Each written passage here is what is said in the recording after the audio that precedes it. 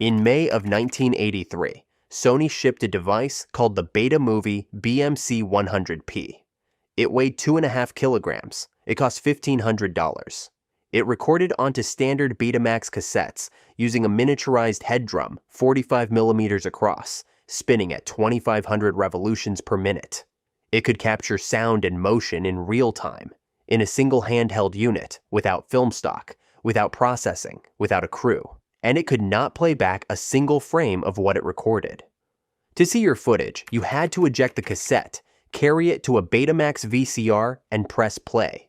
10 months later, a competitor named JVC shipped a red camcorder called the GRC1 that weighed 1.9 kilograms and could do the one thing Sony's could not.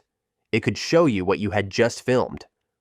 A year after that, a fictional scientist held that same red camera up in a darkened parking lot, looked into the lens, and called it a portable television studio. The audience laughed. 4 decades later, the same function lives inside a phone that weighs under 200 grams, records in 4 times the resolution of broadcast television, and uploads the result to an audience of billions in seconds. Nobody calls it a camcorder anymore, but every time someone presses record, they are using what those first machines made possible, and the story of how the camcorder went from a 2.5 kilogram compromise to the thing inside everything is the story of the day. Everyone became a director. You're watching Digital Relics, where we trace the machines that put the power of a production studio into ordinary hands and follow them all the way back to the first crude version and the engineers who built it. If that's your kind of story, subscribe and hit like. Because the road from a shoulder-mounted box that could not play back to the camera in your pocket is stranger and shorter than you think. Before 1983, if you wanted to record moving images at home, you had exactly 2 choices, and neither one was good. The first was film. Kodak's Super 8 cartridge, introduced in 1965, gave families 3 minutes and 20 seconds of footage per cartridge, silent or with a narrow magnetic strip for muffled audio. Each cartridge cost a few dollars, but processing added more, and the wait was days to weeks. You could not watch what you had shot until the lab mailed it back. You shot blind, hoping the exposure was right and the framing held, and you did not find out whether you had captured the moment or wasted the cartridge until the processed reel came back. Every birthday party, every holiday, every first step existed in a stack of small reels that required a projector, a screen, and a darkened room to see. The second option was video, and in 1967, Sony introduced the Portapak, model DV2400. It was the first portable videotape recording system available to the public. It cost $1,500, roughly $12,000 in today's money. It shot in black and white. It came as 2 separate pieces, a camera and a battery-powered reel-to-reel recorder connected by a cable. The combined weight was over 9 kilograms. Artists used it. The video collective Video Freaks carried Portapaks to document counterculture. Activists used it. Families, for the most part, did not. The home VCR arrived in the mid-1970s. Sony's Betamax launched in 1975, JVC's VHS in 1976, and for the first time, ordinary households could record and play back television. But recording your own footage still required a separate video camera cabled to the VCR. The combined 2-piece system weighed over 13 kilograms. You needed one person to point the camera and another to carry the recorder on a shoulder strap. It looked like a news crew. It felt like one too. The gap was enormous and specific. Families had photographs, and photographs froze a face but lost the voice, the laughter, the stumble across the room. They had film cartridges, but film was expensive per minute, silent by default, and delayed by processing. They had television, but television came from somewhere else. No ordinary household could produce its own moving record of its own life, in real time, with sound, and watch it back the same evening. The engineers who understood magnetic recording knew exactly what was missing. In 1980, an independent American inventor named Jerome Lemelson, a man who would eventually hold 605 patents across his lifetime, received what is generally credited as the first patent for a combined camera recorder unit. But the patent was a drawing. The machine itself had not yet been built. In 1982, the word appeared. The term camcorder, a blend of camera and recorder, surfaced in print in The Economist, and Sony used the Japanese equivalent, Camcorder, in internal documents that March. A name existed for something that did not yet sit on a shelf. Then, in May of 1983, it did. Sony's Beta Movie BMC 100p was announced with a slogan that told you exactly what made it new. Inside this camera is a VCR. The engineering was real. The company had miniaturized a Betamax recording mechanism into a body that one person could lift to their shoulder, aim through an optical viewfinder, and operate alone. The tape wrapped 300 degrees around the spinning drum instead of the conventional 180, which gave the system enough contact to record a usable signal. But that 300-degree wrap left no room for the separate head arrangement needed for playback. The physics of the tape path had been solved in one direction only. Record worked, playback did not. It was heavy. It required a Betamax VCR just to see what you had captured. It was, by any honest measure, half a machine. The story everyone tells is that the Beta Movie was the first camcorder, and Sony says so plainly. The documented record is thinner. Jerome Lemelson held a patent from 1980. JVC's GRC1, which arrived 10 months later, could actually play back. And you can read that transition two ways. Either Sony invented the camcorder and JVC improved it, or Sony built an expensive proof of concept and JVC built the product people actually wanted. Honest history holds both readings at once. But what is not disputed is this. The Beta Movie was the first time a single person could pick up a single device, press a single button, and record sound and motion from real life onto a reusable tape without film, without processing, without help. The 5 major Betamax manufacturers, Sony, Sanyo, NEC, Toshiba, and Zenith, all produced versions. Over the next 4 years, Sony shipped improved models, the BMC 220K, the BMC 550K, the BMC 6060K, each one adding features, switching from tube sensors to CCD chips, dropping to Super Beta recording. But the fundamental limitation never changed. The Beta Movie could not play back, and that limitation was about to be exploited. In March of 1984, JVC shipped the GRC1, and it fixed the one problem Sony had refused to solve. A 1.5-inch black and white CRT viewfinder doubled as a playback monitor. The tape, a 20-minute VHS-C cassette, slipped into a plastic adapter shell and played on any VHS deck in any living room in the country. It used a 1/2-inch Satacon pickup tube, a 6:1 optical zoom, and it weighed 1.9 kilograms. The retail price was $1,200, roughly $3,700 in today's money. And the body was red, a color no one forgot. A year later, that red camcorder appeared in a film that would earn $381 million worldwide. In Back to the Future, the character Doc Brown held the GRC1 up in a parking lot and called it a portable television studio. It was a punchline. It was also accurate. Time magazine later named the GRC1 one of the 50 most influential gadgets ever made. But the victory was JVC's only on the surface. Underneath, the format war was repeating. Sony had already lost the living room to VHS. Every Beta Movie owner was recording onto Betamax cassettes, a format the market was abandoning. JVC's GRC1 recorded on VHS-C compatible with the winner. The same competitive logic that had killed Betamax as a home video format was now strangling Beta Movie in the hand.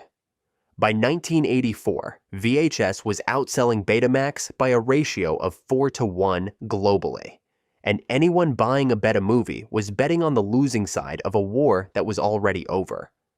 Sony recognized the pattern. In 1984, Kodak had proposed a brand new tape format, 8mm wide, roughly the size of a standard audio cassette. Sony saw the opening and took it. If the company could not win with Betamax in the camcorder, it would build an entirely new format that belonged to neither side of the old war.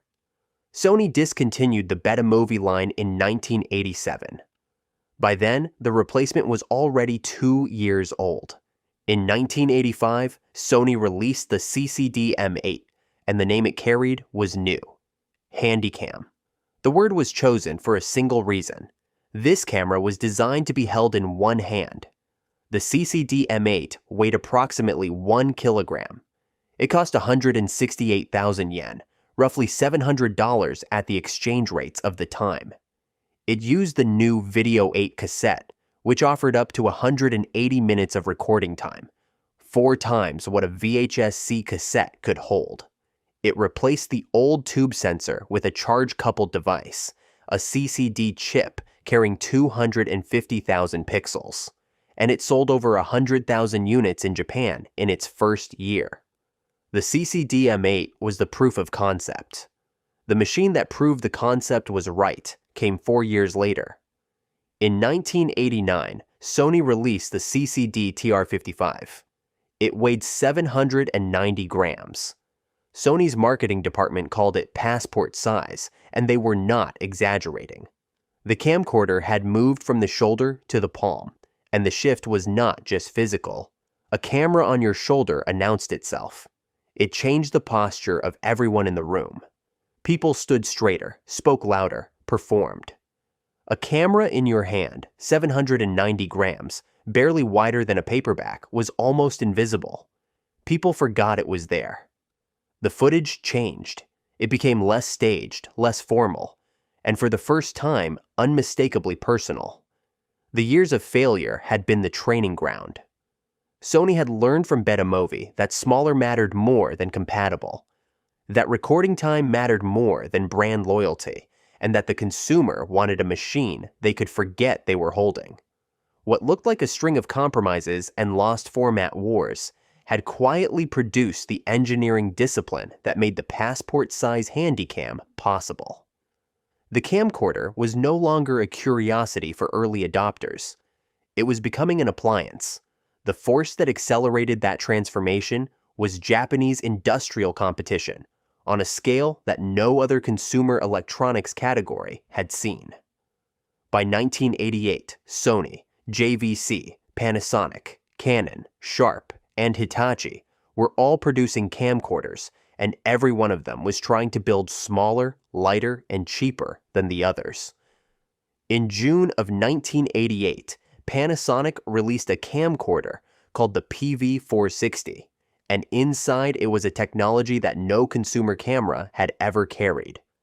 A researcher named Mitsuaki Oshima had paired a miniaturized vibrating structure gyroscope sensor with an optical axis correction mechanism, the optical image stabilizer.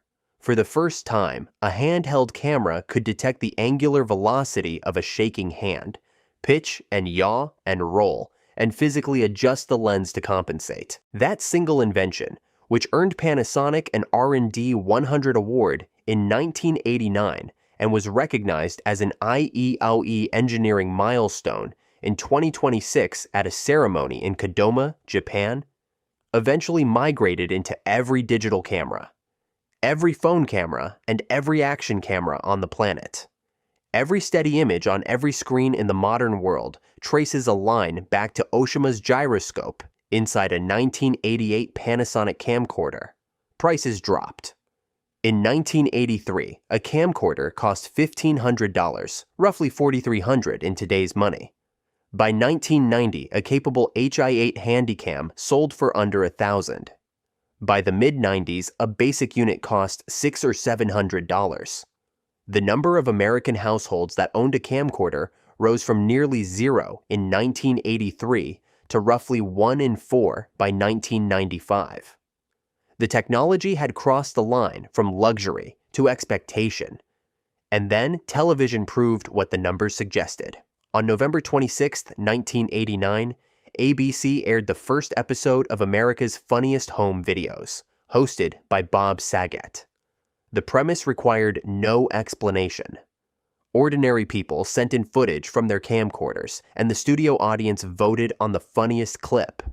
The first winning entry came from Bill and Helen Thompson of Ohio, shot on a Panasonic camcorder manufactured in 1986.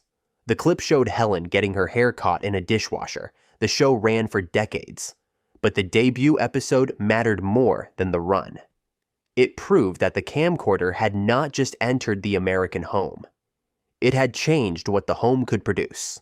A family with a $700 camera and a blank cassette could make something that 20 million viewers wanted to watch on network television.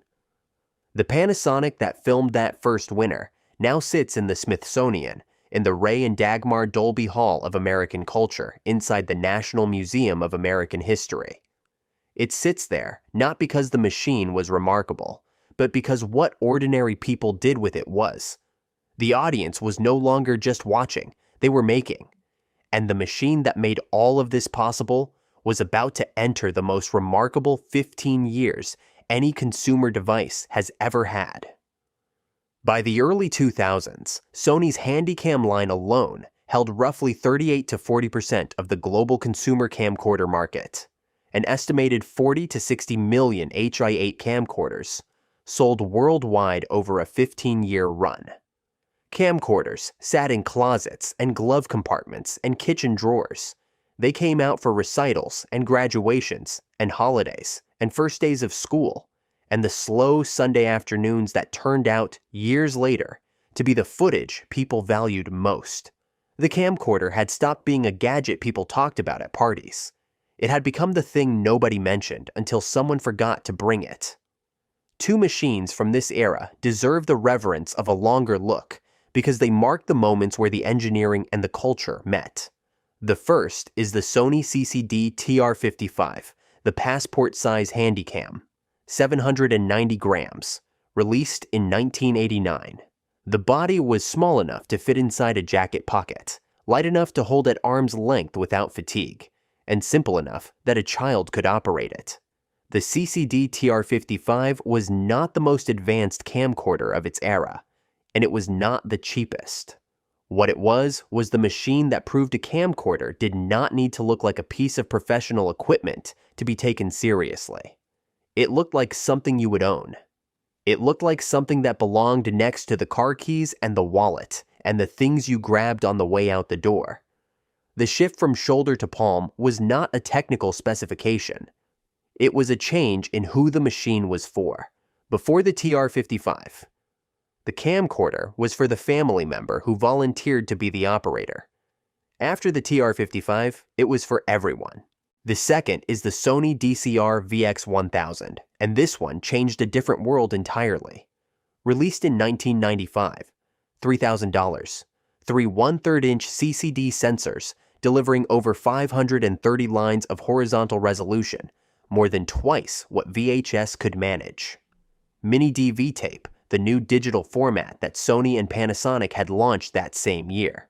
And for the first time in any consumer camcorder, a FireWire port that allowed digital video transfer directly to a Macintosh or Windows computer without any loss of quality. The VX-1000 did something no camcorder before it had done. It erased the line between consumer footage and professional footage. Not completely, and not for everyone, but enough that the people who noticed changed entire industries. Lars von Trier shot The Idiots on a VX-1000 in 1998. Spike Lee used one for parts of Bamboozled in 2000. Skateboarders adopted the VX-1000 as the only acceptable camera for documenting tricks, and the particular look of its footage shot through a fisheye lens adapter, warm color, distinctive depth of field became an aesthetic that still defines the sport's visual language a quarter-century later. Then, in 1999, three young filmmakers walked into the woods of Burkittsville, Maryland, carrying a consumer Sony camcorder and a CP16 16mm film camera. They had a budget of roughly $60,000 and an idea about fear. The Blair Witch Project earned $248 million at the global box office. It was proof, delivered in shaky handheld footage, that the tools professional filmmakers had guarded for a century were now available to anyone with $3,000 and something to say. The camcorder had not just entered the home, it had entered the cinema. It took the family video. It took the news report. It took the skateboard trick, and the student film, and the indie feature, and the evidence in a courtroom, and the footage of a protest, and the record of a birth. It put them all on the same tape. Somewhere behind all of this stood a man most consumers never heard of.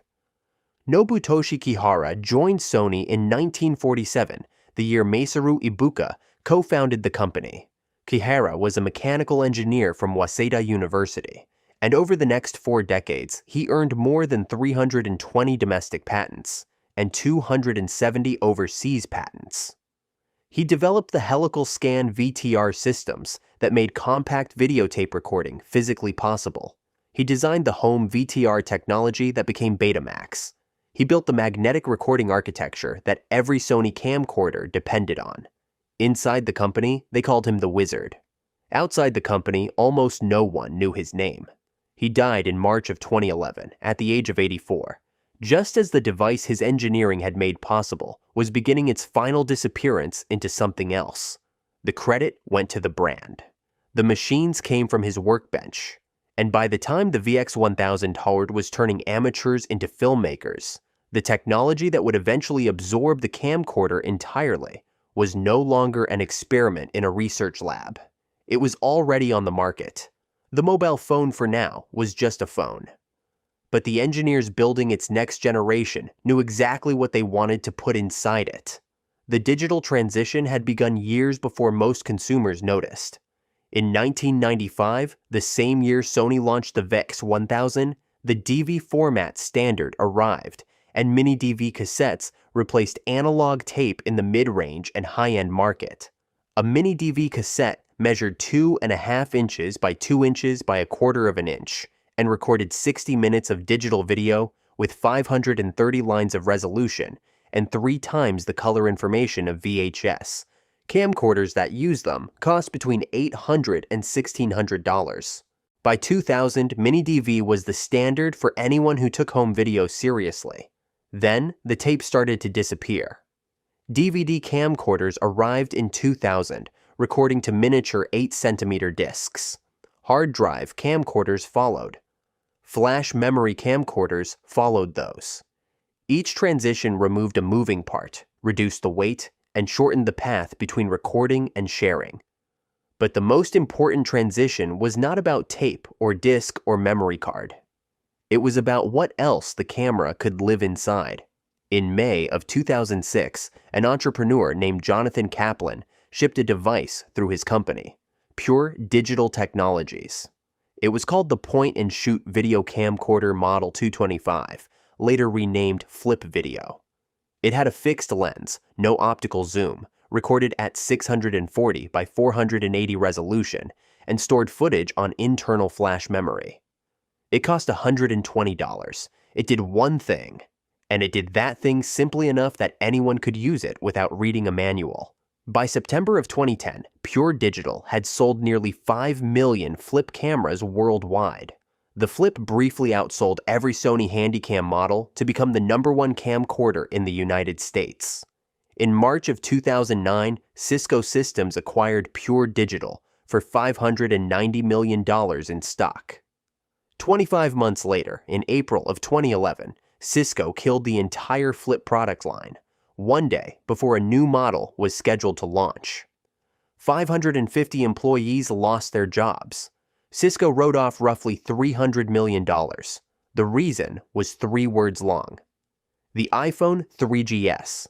Apple had added video recording to its phone in 2009, and within 2 years, the smartphone did everything the Flip could do, with better resolution, and it was already in the owner's pocket. The Flip had proven that millions of people wanted a simple, affordable video camera they could carry everywhere. The smartphone proved that they already had one. The generational math tells the whole story. The Betamovie BMC 100p, 1983. 2.5 kilograms, $1,500, record only. The CCD TR55, 1989. 790 grams, roughly $1,000, fits in a jacket pocket. The DCR VX-1000, 1995. $3,000, 3 CCDs, 530 lines, makes independent films. A mid-range smartphone today. Under 200 grams, records in 4K resolution with digital stabilization built in, edits on the same device, uploads to a global audience in seconds, and costs less than the VX-1000 did 30 years ago. Camcorder shipments declined by 94% between 2010 and 2023.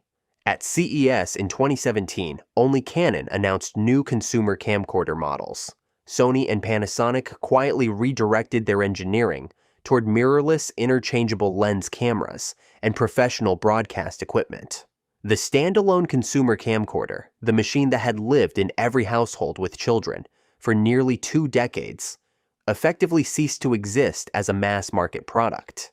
The camcorder did not die the way a product usually dies, replaced by something better at the same job. It dissolved. The video camera that once required its own bag, its own battery charger, its own tapes, its own cables, became a lens and a sensor and a software process buried inside something people carry for 100 other reasons. Nobody picks up a phone and announces they are going to camcord something. But every time someone records a birthday, a protest, a sunset, a first step, a confession, a piece of evidence, a joke intended for strangers, they are using a direct descendant of the machine Sony squeezed into 2.5 kilograms in a Tokyo laboratory in 1983. The form factor vanished. The function became universal. If the camcorder had simply been replaced, people would have mourned it. But the function survived so completely in so many devices that the only thing lost was the name and the object itself. The purpose won. The machine was the cost. The machines themselves have not been forgotten. Working JVC GR-C1 units, the red camera from Back to the Future, sell on eBay for $200 to $500 depending on condition. A functioning Sony DCR VX-1000 commands $500 to $1,200. Vintage handycams trade on Etsy to a generation of buyers born after the last cassette format was discontinued. People who want the weight in their hand and the mechanical sound of a tape loading and the specific grain of analog video that no digital filter has ever quite replicated. On TikTok, that grain has become a style. A generation that never loaded a Video 8 cassette has decided that the imperfections of analog recording, the tracking lines, the date stamp in the corner, the slight color bleed at the edge of a bright window, are more honest and more interesting than the clinical precision of a modern phone camera. They apply VHS filters to footage of their own lives and post it to platforms that did not exist when the last VHS-C cassette rolled off the production line. They are imitating, whether they know it or not, the look of the tapes their parents made on a kitchen counter in 1992.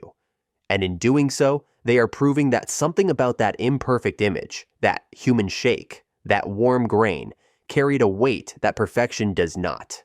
Sony still manufactures the Handycam. The HDR CX405 and the FDR AX53 remain listed on its website.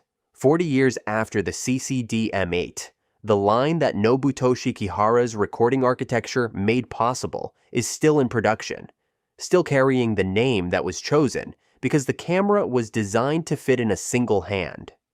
The market is a fraction of what it was. The machines sit on store shelves that most shoppers walk past without a glance.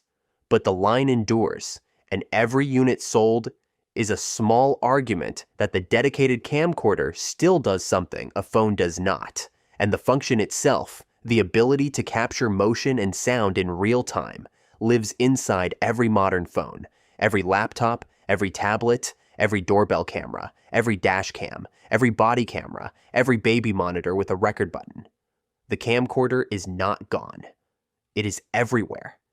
It simply stopped being a thing you could pick up and call by name. In 1985, Doc Brown held a red JVC GR-C1 up to the lens in a parking lot in Hill Valley, California, and called it a portable television studio. It weighed 1.9 kilograms. It recorded 20 minutes of footage on a cassette the size of a deck of cards. It cost $1,200. In 2026, there are more than 6 billion smartphones on Earth, and every single one of them is a portable television studio that would have made Doc Brown put the red camcorder down and stare. The camcorder gave ordinary people the power to tell their own stories, and then it vanished into the proof that they would never give that power back. If you owned a camcorder, repaired one, or remember the first time you pointed one at someone you loved and pressed the red button, tell us in the comments the model, the year, and whether you still have the tapes. The people who used these machines know more about what they changed than the people who sold them. You're watching Digital Relics. We have the origin of another everyday machine coming next, and you will not want to miss where it began.